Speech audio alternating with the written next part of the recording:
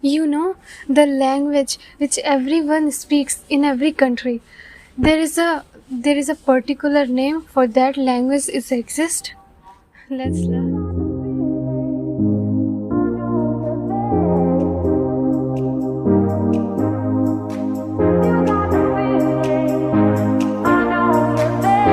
So our first word is lingua franca. Lingua franca, which I already told you, the language, a very common language used by speakers of different languages, which means a person who is from different country and the other person is from other country, but they all are speaking one language. They all are know one language. Like peoples from Saudi Arabia, they speak Arabic.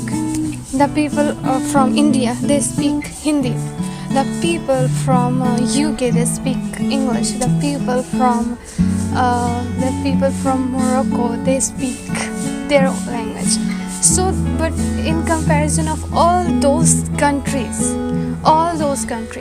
there is one common language which everyone speaks. Can you guess which? Of course, it is English.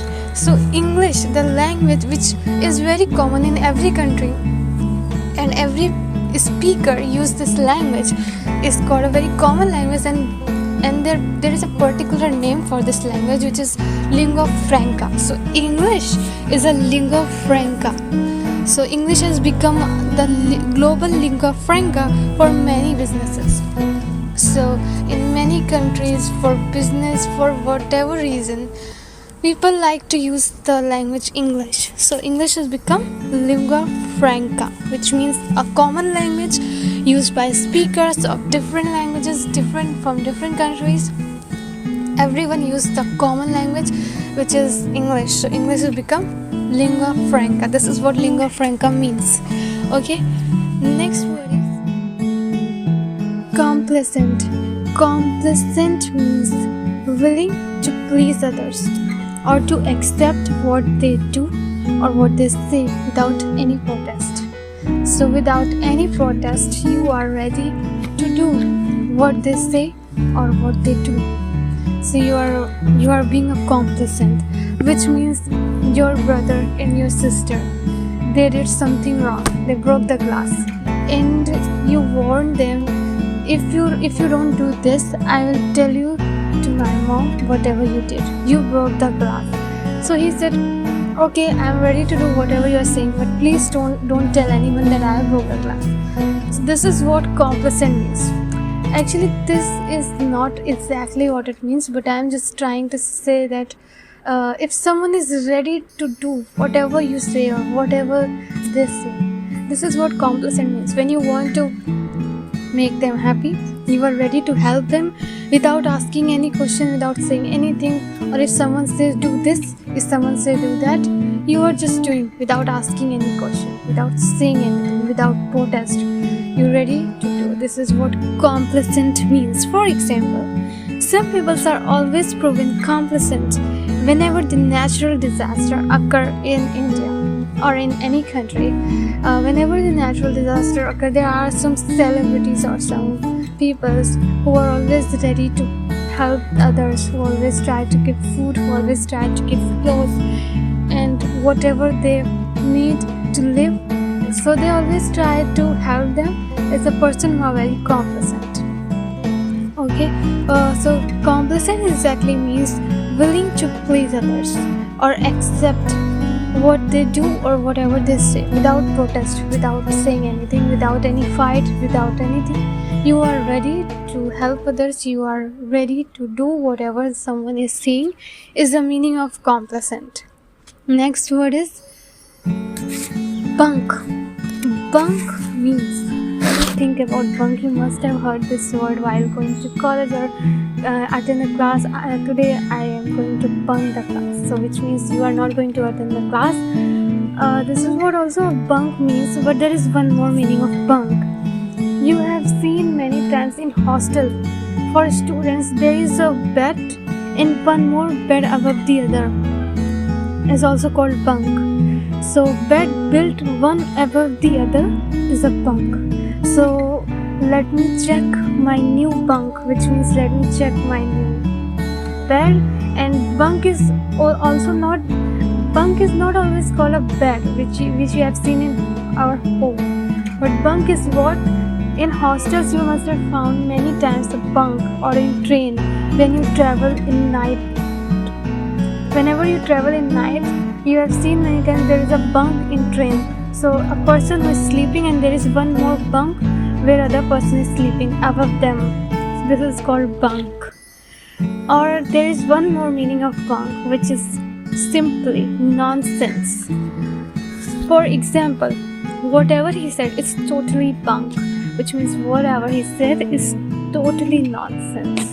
This is what bunk means. So there are two meanings of bunk. First one, bed built one above the other is a bunk, and next is the nonsense.